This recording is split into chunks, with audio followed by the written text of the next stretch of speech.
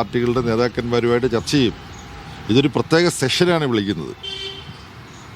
അതല്ലാതെ പതിവ് സെഷനുകളുണ്ട്. ബഡ്ജറ്റ് സെഷനുണ്ട്, മഴക്കാല സെഷനുണ്ട്. അതിൽ ഗവൺമെൻറ് അവതരിപ്പിക്കാനുള്ളതിനെക്കുറിച്ചെല്ലാമുള്ള പ്രഖ്യാപനങ്ങളുണ്ടാവും. പോട്ടെ. അപ്പോൾ ഇത് ചെയ്യുന്ന രീതി വളരെയധികം സംശയാസ്പദമാണ്. തെരഞ്ഞെടുപ്പ് ഇങ്ങനെ നടന്നുകൊണ്ടിരിക്കുന്നതിനിടയ്ക്ക് തെരഞ്ഞെടുപ്പ് ഫലത്തെ സ്വാധീനിക്കാൻ കൂടി ഉദ്ദേശിക്കുന്നത് എന്ന് സംശയിക്കാവുന്ന ഇതുപോലുള്ള ഒരു കാര്യം മിസ്റ്റർ ഗാനേഷ് കുമാർ എന്ന് പറഞ്ഞൊരാളിരിക്കുന്നുണ്ടല്ലോ, മോഡിയുടെ മന്ത്രിസഭയിലെ അംഗം കൂടെ ചേർന്ന് നിയമിച്ചതാണ്.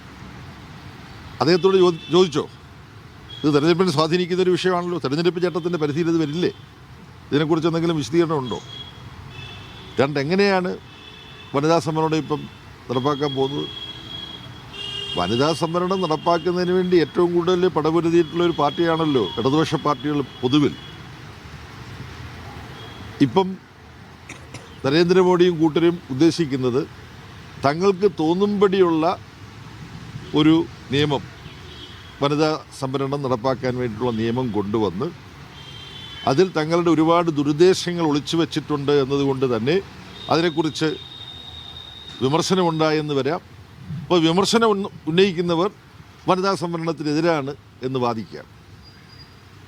ജനാധിപത്യ സ്വാതന്ത്ര്യം മുഴുവൻ കവർന്നെടുക്കുന്ന NIA നിയമം കൊണ്ടുവന്നിട്ട് അതിൽ തനി സ്വേച്ഛാധിപത്യപരമായ വകുപ്പുകളുണ്ട്. ഏത് സംസ്ഥാനത്തും പോയി കേന്ദ്രത്തിൻ്റെ അന്വേഷണ സംവിധാനത്തിന് ആരെയും അവിടുത്തെ മുഖ്യമന്ത്രിയോ ആഭ്യന്തരമന്ത്രിയോ സംസ്ഥാനത്തെ ആളെ അറിയിക്കാതെ പോകാം എന്നൊക്കെയുള്ളപ്പോൾ അതിനെ വിമർശിച്ചപ്പം അമിത്ഷാ ചോദിച്ച ഓർമ്മയുണ്ടോ?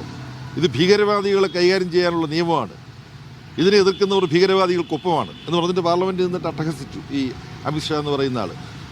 അദ്ദേഹം ഏതെല്ലാം കേസുകളിൽ ഉൾപ്പെട്ടിരുന്നു, പ്രതിയായിരുന്നു എന്നുള്ള കാര്യമൊന്നും ഞാനിപ്പോൾ പറയാൻ ഉദ്ദേശിക്കുന്നില്ല. അപ്പോൾ ഇപ്പം ഈ വനിതാ സംവരണ ബില്ല് വളരെ ആലോചിച്ചുറപ്പിച്ച ചില ദുരുദ്ദേശങ്ങളോടുകൂടി രാജ്യത്തെ രണ്ട് പ്രധാനപ്പെട്ട സംസ്ഥാനത്തെ തെരഞ്ഞെടുപ്പ് പ്രക്രിയ നടന്നുകൊണ്ടിരിക്കുമ്പോൾ പാർലമെൻറ്റിൽ അവതരിപ്പിക്കുന്നത് ജനാധിപത്യ വിരുദ്ധമാണ്.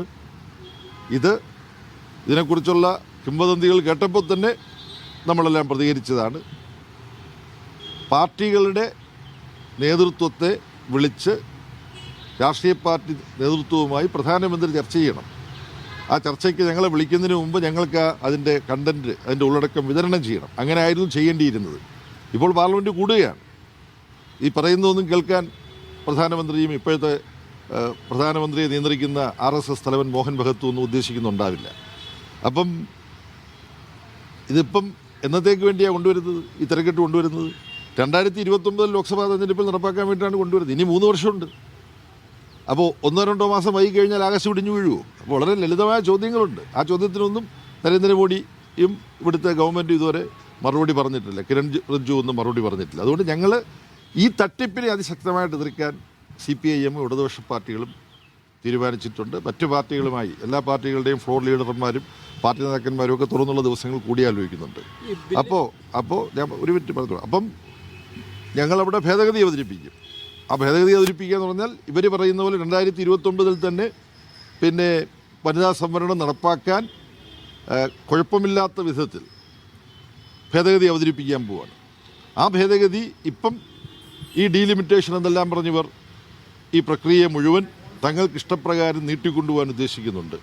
ഇപ്പം ജമ്മു കാശ്മീരിലും ആസാമിലും ഈ ഗവൺമെൻറ്റിൻ്റെ കാലത്ത് സംസ്ഥാന നിയമസഭയുമായി ബന്ധപ്പെട്ട് ഡീലിമിറ്റേഷൻ നടത്തിയിട്ടുണ്ട്. അത് ജെറിമാൻഡറിങ് ആണ്. വളരെ ദുരുദ്ദേശത്തോടുകൂടി BJPക്ക് വോട്ട് ചെയ്യാനിടയില്ലെന്ന് സംശയിക്കുന്ന സാമൂഹ്യ വിഭാഗങ്ങളെ പ്രത്യേക തരത്തിൽ വെട്ടിമുറിച്ച് പല മണ്ഡലങ്ങളിലാക്കുന്ന ജനാധിപത്യ വിരുദ്ധ ക്രിമിനൽ കുറ്റമാണ് ഈ ജമ്മു കാശ്മീരിലും ആസാമിലും ഡീലിമിറ്റേഷൻ എന്ന തരത്തിൽ നടത്തിയിട്ടുള്ളത്.